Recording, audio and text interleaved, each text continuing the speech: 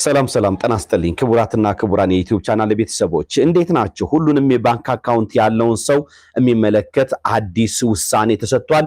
ይሄን ውሳኔ ነው ለዛሬ ለእናንተ እማካፍላችሁ። በሰዎች የባንክ አካውንት ያስተላለፋችሁትን ገንዘብ እንዲመለስላችሁ መጠየቅ ትችላላችሁ በሚለው ላይ የፌደራል ጠቅላይ ፍርድ ቤት ሰበር ሰሚ ችሎት አዲስ ውሳኔ ሰጥቷል። ይህን ውሳኔ ነው ለዛሬ በጣም ጠቃሚ ስለሆነ እንዳያመልጣችሁ እማካፍላችሁ። በጣም ወሳኝ ነው። የብዙ ሰዎች ጥያቄ ነው። ብዙ ሰዎችም የሚገጥማቸው ችግር ነው። እንግዲህ እንደምታውቁት እንደ ድሮው ወደ ሌላ ሰው ገንዘብ ማስተላለፍ ስትፈልጉ ወደ አካውንቱ በጥሬ ገንዘብ ባንክ ወስዳችሁ ማስገባት አትችሉም። ከአካውንታችሁ ላይ ተቀንሶ ነው ልትልኩለት ወደምትፈልጉት ሰው ገንዘቡ ገቢ የሚደረገው። እንግዲህ በይህም በተመለከተ በሁለት ሰዎች መካከል በተደረገ ክርክር እስከ ፌደራል የመጀመሪያ ደረጃ ፍርድ ቤት ጀምሮ እስከ ፌደራል ጠቅላይ ፍርድ ቤት ሰበር ሰሚ ችሎት ድረስ ክርክር ተደርጓል።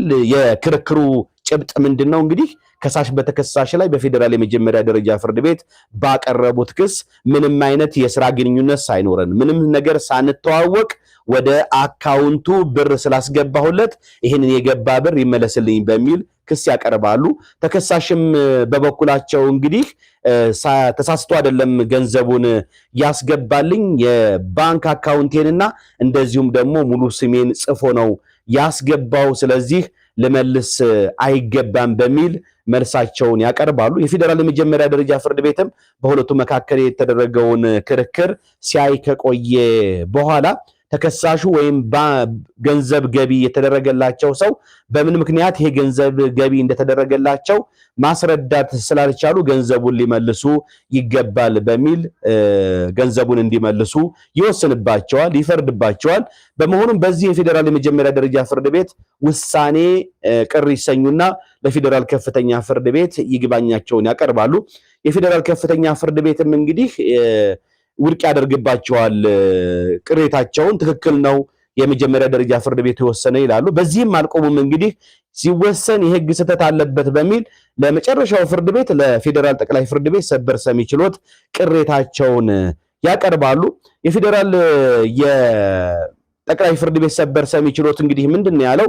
በመርህ ደረጃ ሊከፈል የማይገባውን ገንዘብ ለሌላ ሰው የከፈለ ሰው ግለሰብ ያንን ገንዘቡን እንዲመልስለት መጠየቅ እንደሚችል በፍትሐ ብሔር ህጋችን አንቀጽ 2164 ተደንግጓል።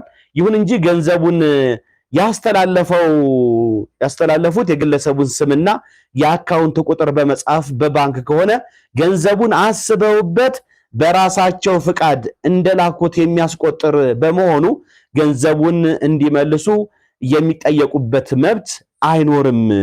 ከሳሽ አስቦበት አካውንት ጽፎ ሙሉ ስም የሚያስተላልፍለትን ሰው ስም ጽፎ እስካስተላለፈ ድረስ ገንዘቡ ይመለስልኝ ብሎ ሊጠይቅ የሚችልበት የህግ አግባብ የለም በሚል በቅጽ 26 በመዝገብ ቁጥር 1756/60 አስገዳጅ የሆነ የህግ ትርጉም ሰጥቷል። እንግዲህ ከዚህ በኋላ ይህ ውሳኔ ተፈጻሚ ነው የሚሆነው። እናንተም ተመሳሳይ ጉዳይ ቢገጥማችሁ ለሌላ ሰው የባንክ አካውንቱን ጽፋችሁ ሙሉ ስሙን ጽፋችሁ ከላካችሁ በኋላ ምናልባት ገንዘቡን መላክ የለብኝም ብላችሁ በተጸጸቱ ወይ በተለያየ ምክንያት ሊሆን ይችላል፣ ምክንያቱን እናንተ ነው የምታውቁት፣ ያ ገንዘብ ይመለስልኝ ለሱ ያስገባሁት ወይ በስህተት ነው ወይ አላግባብ ነው ብላችሁ ክስ ብታቀርቡ ስሙን እስከጻፋችሁ ድረስ የባንክ አካውንቱን ጽፋችሁ ፈርማችሁ አረጋግጣችሁ እስከላካችሁ ድረስ ያለ መላክም የመወሰን መብት የናንተ ነው ተብሎ ስለሚታሰብ ነፃነቱ እናንተ ጋር ነው ተብሎ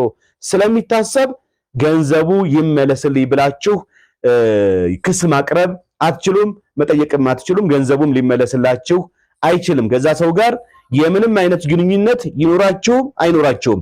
ያም ሰው ደግሞ በዚህ አይነት የንግድ ግንኙነት ስላለኝ ነው እንደዚህ ምክንያቱ ይሄ ስለሆነ ነው ብሎ የማስረዳት ሸክም ተከሳሹ አይኖርበትም። በአካውንቱ ገንዘብ እስከገባ ድረስ ስማችሁን ጽፋችሁ አካውንቱን ጽፋችሁ እስካስገባችሁለት ድረስ እናንተ ገንዘባችሁን መልሳችሁ ልታገኙ እንደማትችሉ ልብ ማለት ይፈልጋል። ነገር ግን በዚህ ጋር ልብ ማለት ያለባችሁ ገንዘቡን የግለሰቡን አካውንትና ስም በመጻፍ በባንክ የላካችሁት ግን ገንዘብ ተቀባዩ አጭበርብሯችሁ ወይም አስገድዷችሁ ወይም አታሏችሁ መሰል ሌሎች ድርጊቶች ተፈጽሞባችሁ ከሆነ ይሄንን በማስረዳት ተገድጄ ነው፣ አታሎኝ ነው፣ አጭበርብሮኝ ነው በሚል ይሄንን የሚያስረዳ ማስረጃ በማቅረብና ፍርድ ቤቱን በማሳመን እንዲመለስለው የመጠየቅ መብት እንዳላችሁ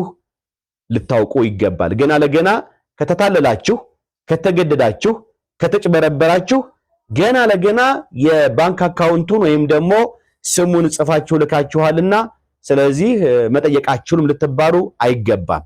የሚታየው ምንድነው? መጭበርበራችሁ፣ መገደዳችሁ፣ መታለላችሁ እና ሌሎች ይህንን የመሳሰሉ ድርጊቶች ተፈጽሞባችሁ ከሆነ ይህንን ገንዘብ በአካውንት ገቢ ያደረጋችሁት ስሙን ጽፋችሁ አካውንቱን ጽፋችሁ ገንዘቡን መጠየቅ ትችላላችሁ።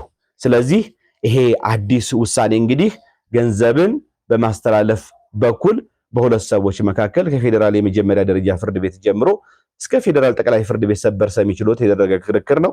እንግዲህ ተከሳሽም ተስፋ ባለመቁረጥ ነው እስከ ፌደራል ጠቅላይ ፍርድ ቤት ሰበር ሰሚ ችሎት ድረስ ሄደው ገንዘቡ ልከፈል አይገባም ያሉት።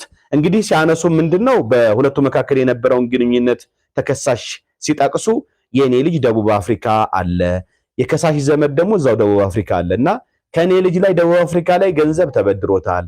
ያ ተከሳሹ እንግዲህ የደቡብ አፍሪካ የሚኖረው ወይም የከሳሽ ቤተሰብ ዘመድ የሆነው ሰው ለዚህ ለከሳሹ ይልክለትና ለአስገባ ላበደረኝ ሰው እናት ብሎ ይለዋል። ይሄኛው ያስገባል። ከጊዜ በኋላ ነው እንግዲህ በማላቀው ሰው በስተት አስገብቻለሁ በሚል ገንዘቡ እንዲመለስለት የጠየቀው። ፋይናሊ እንግዲህ ፍርድ ቤቱም የምንም አይነት ግንኙነት ባይኖራችሁም ያንን ማስረዳትም አይጠበቅበትም ተከሳሽ ይሄ ግንኙነት ስላለን ነው ወይ ስላበደርኩት ነው ወይ ደግሞ ዕቃ ስለሸጥኩለት ነው ወይ የሆነ ምክንያት ስላለን ነው በመካከላችን ብሎ ማስረዳት አይጠበቅበትም።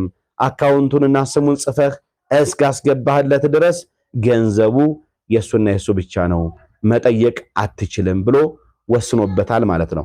ነገር ግን ብትልኩም ወደ ሌላ ሰው ገንዘብ ተገዳችሁ ከሆነ ተጨበርብራችሁ ከሆነ ተታላችሁ ከሆነ በተለያየ ምክንያት እንዲካላረክ እንዲያረጋለው ወይ ቤተሰብህ እንዲያረጋለው ወይ ልጆች እንዲያረጋለው ወይ ራስህ እንዲያረጋለው መያዣ ተይዞባችሁ የሆነ ነገር ተደርጎባችሁ ከሆነና ጊዜና ወቅት ካላችሁ ያን ክስ የምታቀርቡበት የምታስመልሱበት በዛ አግባብ ማስመለስ ትችላላችሁ። ያንን በማስረዳት ለፍርድ ቤት ምስክሮችን በማቅረብ የሚለውን ለእናንተ ይህን ጠቃሚ በተግባር የሚያጋጥም ችግር ሚዳስስ ውሳኔ ለማካፈል ትንታኔ የህግ ምክር ለመስጠት ነው። የእናንተው ጠበቃና የህግ አማካሪ ዩሱፍ ከበረ የነበርኩኝ። እንደዚህ ርዕሶችን እየመረጥኩ ጠቃሚ የሆኑ የህግ ምክሮችን አካፍላችኋለሁ። የዚህ ቻናል ቤተሰብ ያልሆናችሁ ደግሞ ቤተሰብ እንድትሆኑ እጋብዛችኋለሁ። መልካም ቀን እንዲሆንላችሁ እንደምን ጊዜው እመኛለሁ። ባባይ